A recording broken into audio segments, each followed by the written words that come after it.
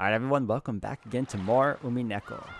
Let me tell you all, as of this episode, the tea party is now concluded and we are now moving forward with I'll call it the unknown tea party because it's just 4 question marks for a title and we don't really know what the term is. Unless you guys know, you can tell me. I'm not really certain of it myself. I'll call it the unknown for now. If anything, if you're new to this game and you've been following through this whole time, then whatever questions and answers you thought you had for the mystery will probably pile on more questions on your head than you thought because of what happens in the unknown tea party for that matter. But maybe it doesn't. But if anything else, guys, we're going to continue on because we're about to unlock 5 to 8 in no time soon. So thank you all for the love and support and hope you all continue to enjoy. Let's continue onwards. Alright everyone, welcome back. 一回くらいは経験してみてんだよ。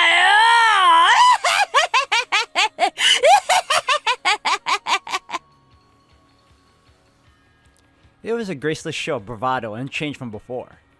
But blood dripped from her mouth, her once beautiful dress was covered with holes, and blood poured from all over her body, making her physical appearance look very different from her attitude. Perhaps she was still suffering from the shot she'd taken to the flank. The way she was unconsciously clutching it lacked any trace of elegance. But there's no room for compassion. As long as I feel sympathy for this witch, my family and I won't be released from this place. Until I defeat her, we won't be able to go home. In this world we live in, even people who see each other as enemies can come to understand each other if the situation changes. But absolute evil does exist. That is an evil which brings misfortune by its very existence and is to be spared no compromise. Just by continuing to exist, it is evil. お前をアーレには思わない。お前が、俺たちの誰にも憐れまなかったように。そうともさ、お前らなんてゲームの駒だぜ。毎回最初の6人は誰を殺そうかな、次の2人はどう殺そうかな、もっとグロい殺し方はねえかなって考えるのは最高に楽しいぜ。 She really is desperate to die right now though. She's seeking it so much. なあバトラよ、少し改心するから今回も許してくれよ。 You had your chance. そしたらさ、もうちょっとマシな殺し方に変えてやるからよ。誰をどの順でどんな風に殺すか、お前の希望も聞いてやるからよ。楽しいぜ、人の命をもてあそぶってのはよ。お前なら考えつくよ。エンジェをもっとクズ肉にしてやる方法はよ。来いよバトラー、南條殺し暴いてみろ。 The 18th person X was destroyed, but I won't give in. I'll stop that witch's breeding code. The end of the 3rd game. It was just declared in red that the 4 survivors at that point in time, Battler, Ava, Jessica, and Nanjo, were all unrelated to Nanjo's murder. And it was also declared that he was murdered directly right before his eyes. All other people had the strongest alibi of having their deaths declared in red. Without using the 18th person X, I have to break through this. Think. Don't stop thinking. Her red doesn't only bind me, it's also supposed to be her weak point. I've got to somehow use it against her. That's right, there's still a gap. Yeah, this way, I can break through it. Beatrice's legend of the witch is over. 確かに、他の連中は死亡だったろうさ。だが、赤で死亡を宣言されたのは、南條先生が死んだ瞬間ではない。Yes. 厳密に言えば、南條先生の死体が見つかった後の、俺とエヴァの戦いにおいてだ。つまり、南條先生を殺した時点では生きていた何者かが、エヴァの死亡宣言までの間に死亡していれば、その感激は縫えることになる。つまりはこういうことさ。エヴァの死亡宣言で、初めて死亡とされた人物の中に犯人がいて、その人物は最初、うまいこと死んだふりをして俺たちをやり過ごした。Yep. That was one of my theories, yep. そして、赤での死亡宣言がないまま、俺たちには死んだと思い込ませた。そして南條先生を殺し、その後に何かの理由で死んだ。そしてその後に、エヴァが赤で死亡宣言を出す。以上の仮説でも、南條先生の事件は説明できる。 How's that, Beatrice?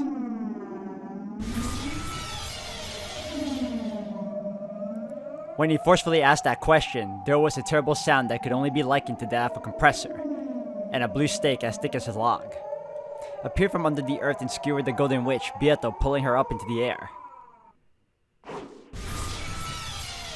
Holy crap. Ugly tearing sounds rang out one after another, and each time a blue stake or wedge appeared and impaled Beatrice's body. When that finally ended, her tragic form was exposed there, pin-cushioned by more than 10 stakes and wedges all over her body and dripping with blood, dangling and crucified. Holy cow, man. There was none of the dignity of the brutal witch who had sneered at the honor of the dead and toyed with and killed hundreds of the living. The rain, which had started falling at some point, quietly tormented the crucified witch. As Battler heaved with his breathing, he waited for some kind of answer from the Golden Witch. Although it wasn't long, it took the witch at least a little bit of time before she showed any signs of life.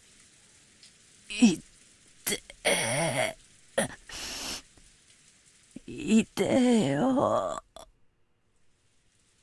自業、自得だぜ。お前が殺めてきた人々の痛みの一部を思い知れ。 Even as he said that, it seemed Battler had lost a little of his forcefulness at this extremely pitiful sight. He couldn't help but avert his eyes from a woman exposed in such a brutal fashion, even if she was his enemy. But even so, unless he destroyed Beatrice, the battle wouldn't end. バトラー、頼むよ。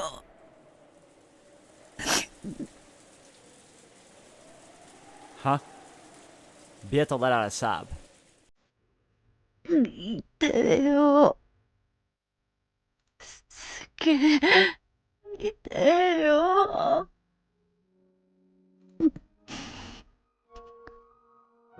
終わらせて。終わらせて。これでも、まだ死ねねえんだよ。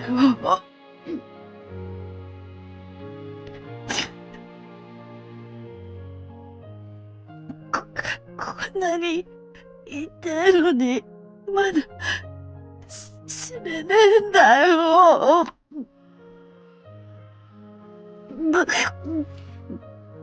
You know, normally I would feel bad, and in fact, these past couple of episodes I have been feeling bad for her, including the ones where I thought she was on our side. But, like, even right now, she's such a good actress. I could honestly think this is still her acting, but even I know for certain that she really wants to die. But like Battler, I'm kind of over it. Like, just, you know, I want to know the truth, and then after that, you can go. Go wherever the hell you need to go. 俺に何を求めやがる。終わらせて。この苦痛から。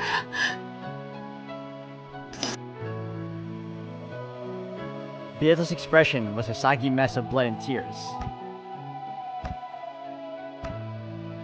Certainly, Battler had been tricked by her at one point, so he could probably have suspected her expression and even her tears of being an act. Exactly. However, Battler believed those tears. After all, those tears had the red of truth mixed in with them. Ah, that's clever writing. どうすりゃいい？どうすればお前の痛みを終わらせられる？今からすべてを晒すから。それがわらわの心臓。心臓。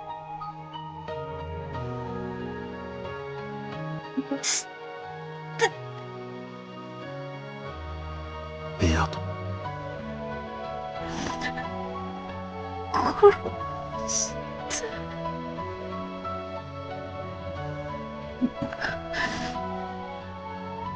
もう死ぬ。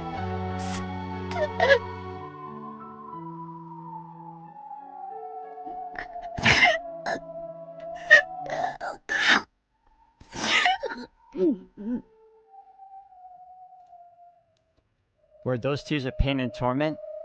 Or else, either way, that pitiful expression was painful for Battler to look at, even after burning with such anger. 早くヘンゼのところに帰ってあげ。帰るためじゃない。お前の痛みを止めるために。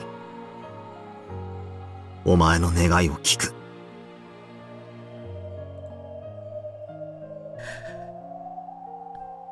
ありがとう、バトラー。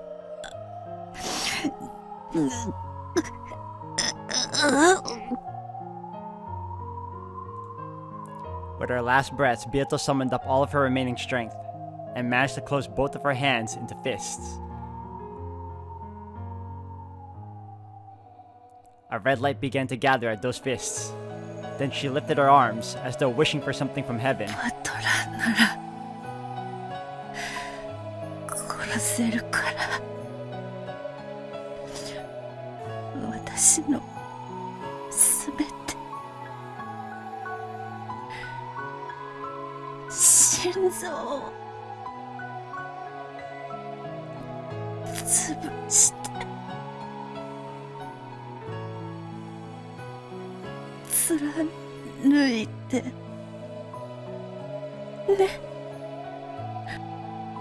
The red light around both her arms got stronger and stronger. おね。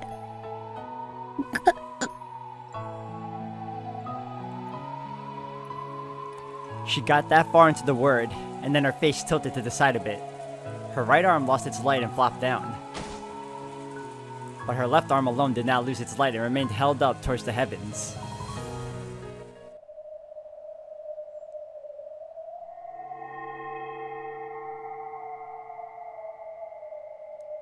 Then, before Battler's eyes, another Beato appeared with a faint form transparent like a curtain.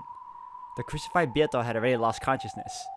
However, the newly appeared faint Beato quickly looked at me, quietly looked at me, her eyes expressionless, and spoke in an uncharacteristically polite tone. 後ろ宮バトラ、今から私が。それで。そしてたった今、この島にはあなた以外、誰もいません。この島で生きているのは、あなただけです。島の外の存在は、一切干渉できません。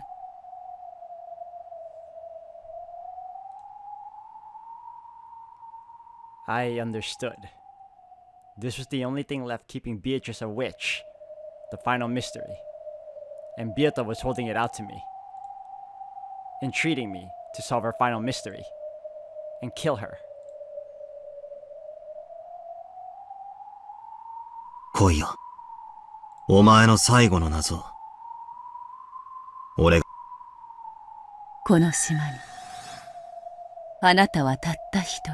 そしてもちろん、私はあなたではない。なのに私は今ここにいて、これからあなたを殺します。I swear, these pauses keep making me think that they're done talking and I skip it.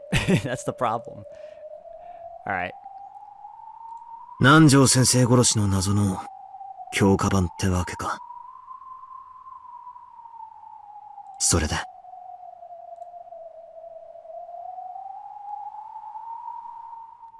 私は誰？それが、お前の最後の出題なのか。私は誰？ Then, Beatrice slowly approached me. Oh, that was fast. Yeah, I get it, Beato. I'll kill you, don't worry. Slowly, I too held her head. And then my piece left the game board.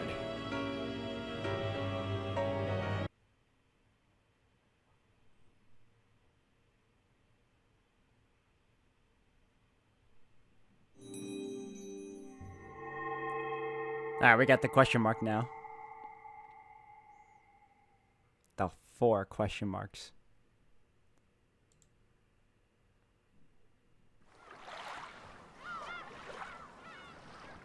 Okay, so honestly, I thought that everything was going to be answered here because it seemed like that's the pathway it was going, and then we were then going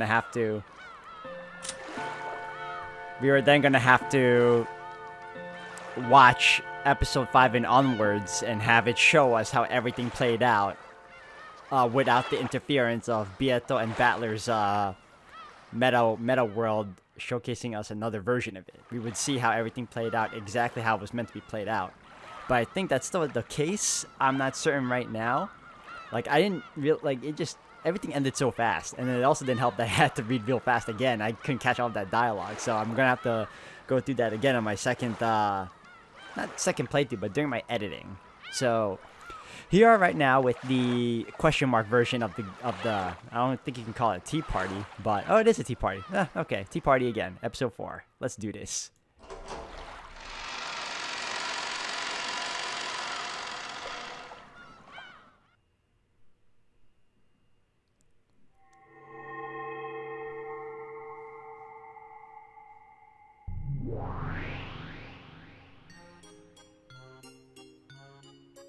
Unknown. Fragment number... way too many numbers. Scattered over the big bed were cute jelly beans in various colors. Of various colors. And chocolate coins. A fork was stuck into the shortcake peeking out of a gift box. And there were decanters with drinks of various colors lined up on the side table. But the venomous color of the drink poured into the glass matched none of the decanters. Someone had probably been playing around mixing them together. The taste aside, that was a lot of fun to do. On top of the fluffy bed with several colorful big pillows stuffed with dreams. And on this big bed that looked like something out of a child's dream world, Burncastle, I always have a problem pronouncing that name, Burncastle lay face down, and Lambda Delta lay face up hugging a pillow and relaxing. 今回はなかなかハラハラしたわね。ベアトがゲームやめるとか言い出して、かなーり焦ったわ。これだけのゲームを始めておいて、投げっぱなしで終えようとするなんて、失礼な魔女よね。エンジェ、いい駒だったじゃない。とんずらしたベアトを引きずり戻して、ゲームを再開させてくれたわ。バトラをやる気にさせすぎちゃったのはさすがに参ったけどね。バトラは情に弱いって分かってたから。確かに。あいつ、敵であるベアトにも手加減しかねない雰囲気があったわね。前回の流れから、下手するとベアトに同情して、おかしな方向にゲームを流すかもしれないって危惧してたの。エンジェは、バトラがゴールを誤解した時に再誘導するための切り札よ。本当はもっとサポートさせて、それから切りたかったんだけどね。いきなり切らされたわ。仕込みに随分かかった駒なのに、もったいなかった。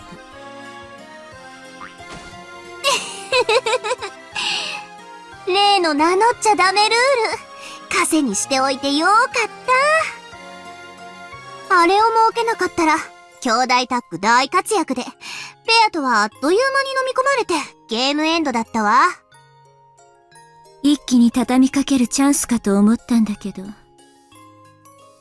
あんたのマークがきつくて、うまく活かせなかったわ。ああ、もったいない駒だった。当然でしょ。あんなずるい駒、とっととリタイアしてくれないと困るわ。まあ、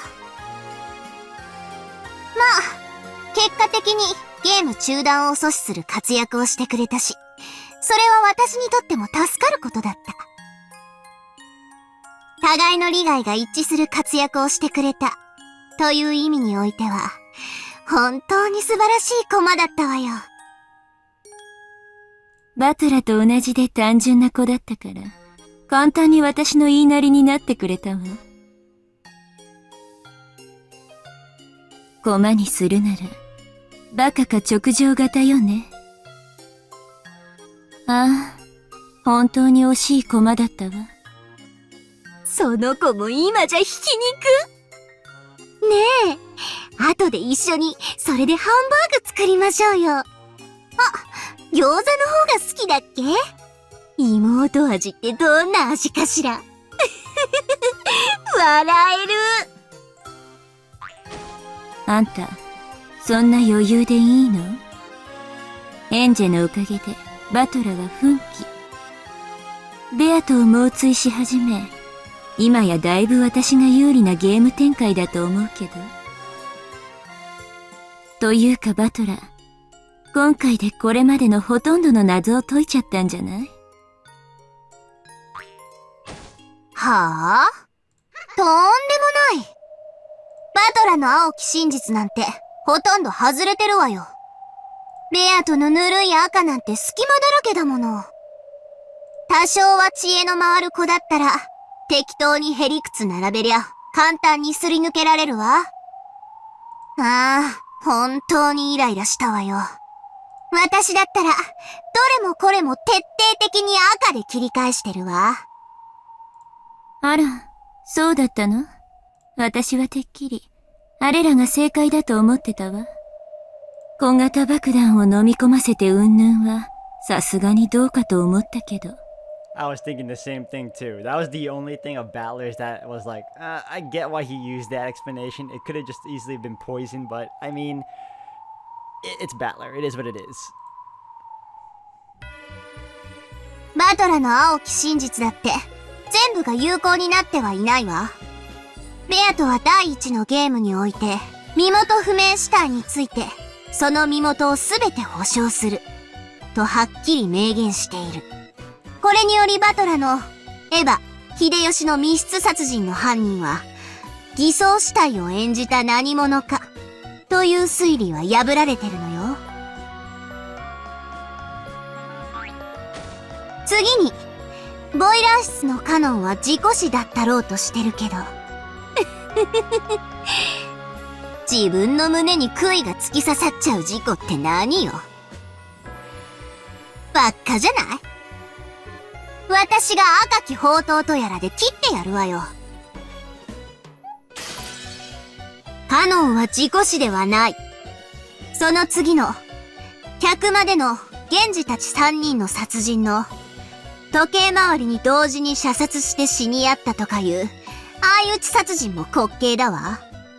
源氏、熊沢、南條は殺人者ではない。You're right, they're not killers, but it won't stop them from doing something desperate in the off chance that their lives are on the line. 最後の、夏日殺しのトラップ X もバカバカしいわ。夏日を射殺したのはトラップじゃなく、ちゃんと銃を構えて引き金を引いて、しっかり射殺したのよ。No, that's also true, but it also could have the gun could have been tampered with, and hence the explosion or whatever that Balor was mentioning. ご愁傷様。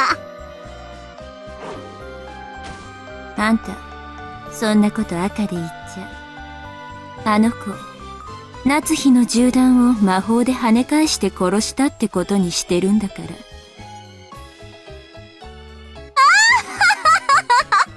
あらあら、いわね。第2のゲームの青き真実だって甘すぎよ。Well, his blue truths were never set in stone like the red truths were supposed to be, so that's not really necessarily on him, but it does help in his arguments. 礼拝堂での6人の殺害時、犯人は礼拝堂内にいたわ。あいつ、何でもかんでもトラップ X で説明しようとするわよね。トラップ X って何よ。変なミステリー小説のお約束？ No, Trap X was so that he would be able to get away with not blaming his friend, his family, and servants in the first place, because he also didn't believe for a second that they would be under any type of hidden agendas. 使用人室で南條と熊沢が殺された事件のカノンの名前を世襲したとかいうのも滑稽だわ。That one I agree with. That was a bit like, I understand the Kinzo one. The Kanon, on the other hand, was a bit far-fetched. But again, I understood where he was going with that argument. カノンの名を名乗ることができるのは本人のみ。異なる人間が名乗ることはできない。Well, another human could adopt the name, it just wouldn't be Kanon himself. Just be a guy named Kanon. 夏日の部屋のローザからマスターキーを借りたという推理もダメダメ。ローザがマスターキーを管理して以降、それらすべては一度たりとも彼女の手を離れていない。夏日の部屋を開錠した時にバトラに貸し出した際を除いてね。まだまだ続くけど、ざっと軽く見てもこんな感じかしら。軽くも何も。あんた、第1と第2のゲームにおけるバトラの青き真実の、あらあら、なんてこと。バトラがそれを聞いたら、そっとしちゃうわね。Or we don't know that. He would probably come up with something else too, because at that point he was very determined. He wasn't like his previous... He wasn't in the same mindset as he was in the previous episode, so he probably would have had more of a push to continue and think more of another answer against that counter, for that matter. ねえ、レアとは全然追い詰められてなんかいないのよ。あの子、やっぱりなかなかの役者だわ。きっと今回のゲームでは一見追い詰められたふりをしてみせて、次のゲームあたりでバサーッと赤で一刀両断にしてバトラをびっくり仰天させる作戦でしょうよ。それできっとまた大笑いしながら言うんだわ。魔女はピンチになんかなりませんっ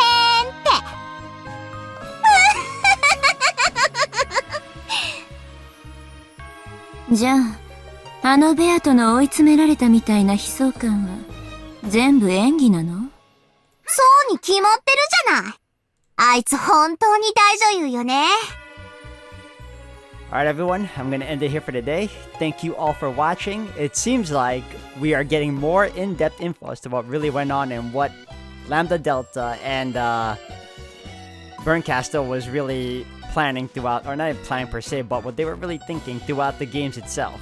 And now we're finally getting more, I guess, answers that resolve the, well, not resolve every scenario, but it resolves the point of Battler's arguments. So, we're going to continue on in the next one. So thank you all for watching.